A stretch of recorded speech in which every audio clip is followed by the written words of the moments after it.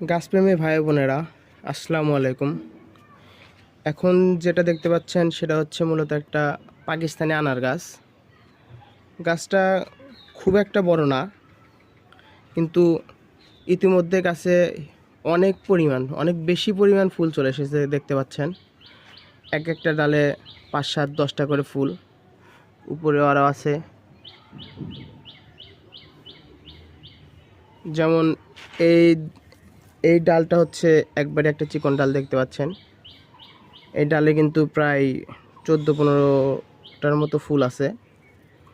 এখন যদি সবগুলো ফুল আটকে তাহলে সমস্যার কারণ হয়ে দাঁড়াবে।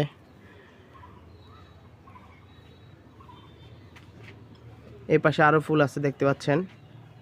অনেক অনেক পরিমাণ ফুল আসছে, গাছের তুলনায় অনেক বেশি পরিমাণ ফুল আসছে। আরও নতুন নতুন ফুল বেরোচ্ছে ফুলের গোড়া দিয়ে।